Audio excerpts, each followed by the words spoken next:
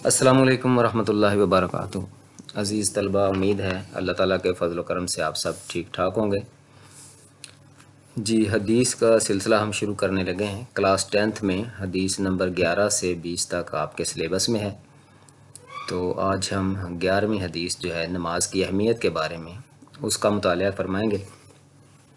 تو دیکھیے یہاں پر آپ کی بک کا ہے جی پیج نمبر 52 اور نیچے حدیث نمبر 11، الصلاۃ عماد الدین۔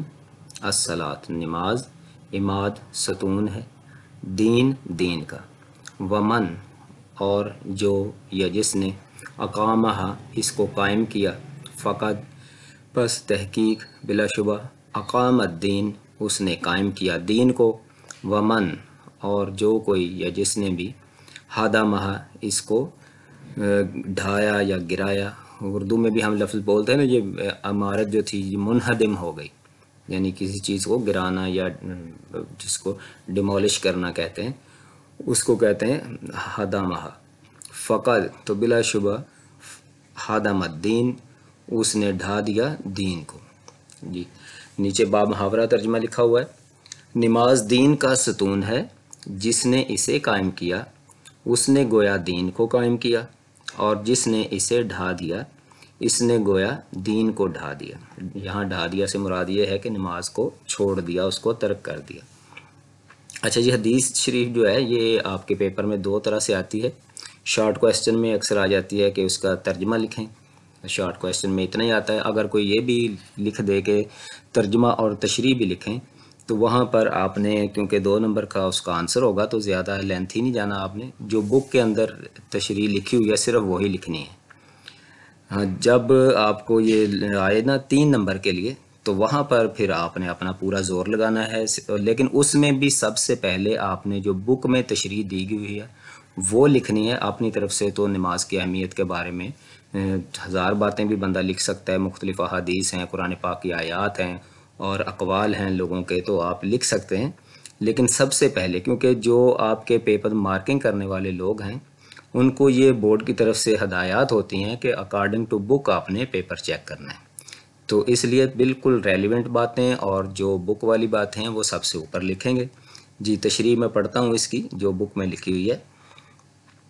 اس حدیث میں دین کو ایک عمارت سے تشبیہ دی گئی ہے جس کا ستون نماز ہے۔ جس نے اس ستون کو قائم رکھا گویا اس نے دین کی عمارت کو قائم رکھا، اور جس نے اس ستون کو گرا دیا تو گویا پورے دین ہی کی عمارت کو ڈھا دیا۔ اس سے نماز کی اہمیت واضح کی گئی ہے۔ دیکھیے بالکل آسان آسان باتیں ہیں، جو ترجمہ ہے وہی اپنے الفاظ میں تشریح بن گئی ہے، تھوڑا سا آسان الفاظ میں۔ ہر مسلمان کے لیے روزانہ 5 مرتبہ ایمان کے امتحان کا موقع آتا ہے۔ مؤذن اسے نماز اور فلاح کی طرف بلاتا ہے۔ اگر وہ اس پکار پر لبیک کہتا ہے تو گویا وہ اپنے ایمان کی صداقت کی گواہی دیتا ہے۔ اس کے علاوہ نماز ہی وہ عمل ہے جس کے ذریعے اس کا اللہ تعالیٰ سے تعلق اور رابطہ قائم رہتا ہے، جو ترک نماز سے کمزور ہو جاتا ہے۔ جی یہ ہے جی آپ کی جو بک میں لکھی ہوئی ہے تشریح، یہ سب سے پہلے لکھنی ہے۔ اور جب 3 نمبر کا یہ کویسچن آتا ہے نا حدیث کا ترجمہ اور تشریح لکھیں، تو وہاں پھر آپ کو تھوڑا ڈیٹیل میں جانا پڑے گا۔ تھوڑا سا اتنا سا لکھ دیں گے تو آپ کو 3 نمبر نہیں ملیں گے، خاص طور پہ وہ طلبہ جو پورے نمبر لینا چاہتے ہیں تو ان کو چاہیے کہ کم از کم 1.5 پیج یا 2 پیج تک اس کی تشریح کو لے جائیں لکھتے لکھتے۔ تو اس میں آپ مختلف اقوال لکھ سکتے ہیں، احادیث لکھ سکتے ہیں، جیسے سرکار دو عالم صلی اللہ علیہ وسلم کا یہ فرمان ہے کہ نماز جو ہے میری آنکھوں کی ٹھنڈک ہے، یا نماز میں میری آنکھوں کی ٹھنڈک ہے۔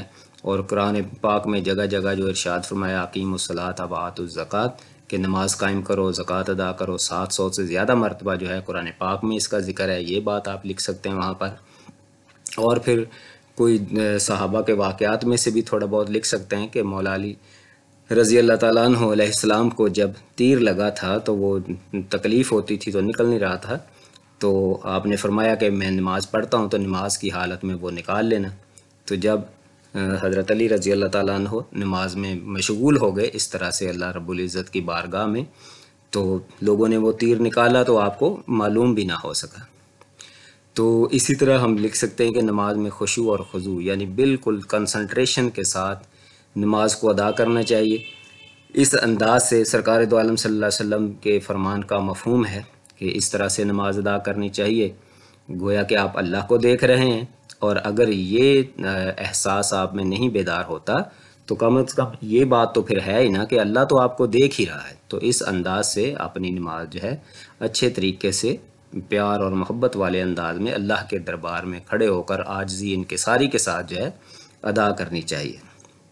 اور پھر ہم اس کے جو ہیں وہ سوشل فائدے جو ہیں معاشرتی فائدے وہ بھی لکھ سکتے ہیں کہ ہم 5 وقت جو ہے مسجد میں اکٹھے ہوتے ہیں، ایک دوسرے کا حال احوال پوچھنے کی جو ہے ہمیں توفیق اللہ تعالیٰ دیتا ہے، تو ہم جو کوئی کمزور ہے، کوئی غریب ہے، کوئی بیمار ہے، تو اس کے حال احوال سے پتہ چلتا ہے، اور پھر ہم نمازی جو ہیں وہ ایک دوسرے کی تیمارداری کے لیے جاتے ہیں، تو مزید اجر و ثواب اور آپس میں جو ہے ایک پیار اور محبت والی فضا جو ہے ایک محلے میں، ایک گاؤں میں، ایک علاقے میں وہ بنتی ہے۔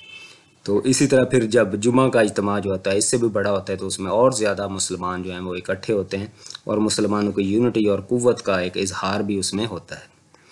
تو اس طرح کی مزید باتیں آپ لکھ کر تو اس کو کوشش کریں کہ جو آپ کا پیپر کا پیج ہے وہ کم از کم 1.5 پیج پہ پہنچ جائے، کیونکہ 3 نمبر جو ہے نا وہ پیپر مارکنگ والے سے لینا تھوڑا مشکل ہے۔ تو آپ پیارا پیارا لکھیں گے، اچھا، اور نیچے جو بھی آیت جو بھی حدیث لکھیں، ضروری نہیں اس کی زیریں زبریں آپ پوری لگائیں، جتنی آپ کو آتی ہیں وہ لگا دیں، اگر بالکل بھی نہ لگائیں گے تو کوئی بات نہیں۔ تو اس کو اچھا پیپر میں، اسی لیے میں پچھلے ویڈیوز میں کہتا رہتا ہوں کہ آپ نے پیپر میں ٹائم بچانا ہے۔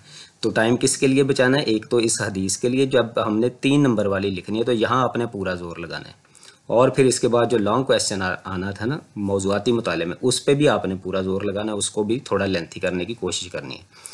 اس کے علاوہ جو شارٹ کویسچنز ہیں ان میں ٹو دی پوائنٹ آپ نے بات کرنی ہے، وہاں سے اپنا ٹائم بچا کے ادھر لے جانا ہے کہ آخر میں آپ حدیث کی تشریح پوری طرح لکھیں، تاکہ جو پیپر مارکنگ کرنے والا ہے وہ آپ کو پورے 3 نمبر دینے پر مجبور ہو جائے، وہ کہیں سے آپ کا نمبر نہ کاٹے، ورنہ وہ ایک سٹائل بنا ہوتا ہے کہ انہوں نے کہا 3 نمبر کا یہ آنسر ہے، چلو 2 نمبر دے دو بس، اللہ خیر صلی اللہ۔ تو اس لیے یہاں پر آپ کو تھوڑا سا، اور یہ دیکھیں ٹاپک کے ریلیونٹ باتیں آپ نے لکھنی ہیں۔ اگر اور آپ کو کچھ بھی نہ ملے کہیں سے تو 2-4 باتیں یہ جو عام معاشرے میں ہم سنتے ہیں کہ قیامت کے روز سب سے پہلے جو ہے نماز کی ہی پرسش ہوگی، اللہ تعالیٰ جو ہے سب سے پہلے بندے سے نماز کا ہی حال احوال پوچھیں گے۔ تو آپ دیکھیں یہ حدیث نمبر 14 بھی ہے آپ کی بک میں، نیکسٹ پیج پر، پیج نمبر 53 پر، یہ بھی نماز کے بارے میں بھی ہے۔ تو یہاں پر آپ اس کی حدیث نمبر 11 کی تشریح میں بھی یہ بھی ایڈ کر سکتے ہیں کہ پیارے نبی صلی اللہ علیہ وسلم نے ہمیں نماز میں شامل ہونے کا طریقہ بھی بتایا ہے، اور اس کے بعد اس حدیث کا آپ ترجمہ لکھ لیں، ضروری نہیں ہے کہ اس کی عربی بھی وہاں لکھیں تشریح میں، بس ذرا سا بولڈ کر کے آپ لکھ دیں کہ جب نماز کھڑی ہو جائے تو اس کے لیے دوڑتے ہوئے نہ آؤ، بلکہ اطمینان اور وقار سے چلتے ہوئے آؤ، جو نماز تم پالو اسے ادا کر لو، اور جو تم سے رہ جائے اسے پورا کر لو، یعنی بعد میں پورا کر لو۔ تو یہ بھی اس میں آپ لکھ سکتے ہیں کہ نماز میں شامل ہونے کا طریقہ بھی سرکار دو عالم صلی اللہ علیہ وسلم نے ہمیں سمجھایا ہے، بتایا ہے۔ تو نماز کے بارے میں نہیں سمجھتا کہ 10th کلاس کا کوئی بچہ جو ہے اس کو کوئی بات جو ہے وہ خاص طور پر رٹے لگانے پڑے۔ تو یہ ہے کہ آپ نے دماغ کو تھوڑا حاضر رکھنا ہے۔ بے شمار باتیں جو ہیں ہم نے آلریڈی اپنے بڑوں سے، پیرنٹس سے، علماء کرام سے جمعہ کے دوران سنی ہوئی ہوتی ہیں، اور ہمیں پتہ ہوتا ہے۔ تو اگر آپ ایک دن بیٹھ کر تسلی سے کچھ یہ جو باتیں میں بتا رہا ہوں کچھ اپنے ذہن میں اس کی تشریح 1-2 پیج پر خود سے لکھ لیں گے تو کبھی بھی آپ وہ نہیں بھولیں گے۔ اللہ رب العزت سے دعا ہے کہ آپ کو دنیا اور آخرت کی کامیابیاں عطا فرمائے۔ اپنی دعاؤں میں یاد رکھیے گا، چینل کو لائک کیجئے، سبسکرائب کیجئے اور شیئر کیجئے، تاکہ نیکی کا یہ جو کام ہے آگے سے آگے ہم اس کو پہنچائیں اور دوسروں کی اصلاح۔ اور یہ صرف ہم نے اس نیت سے نہیں اس کو یاد رکھنا کہ یہ ہم نے پیپر میں نمبر حاصل کرنے، بلکہ یہ بھی نیت اور اللہ سے دعا کریں کہ اللہ رب العزت ہمیں نماز پڑھنے کی توفیق عطا فرمائے اور اپنے دین پر چلنے کی توفیق عطا فرمائے۔ والسلام علیکم ورحمۃ اللہ وبرکاتہ۔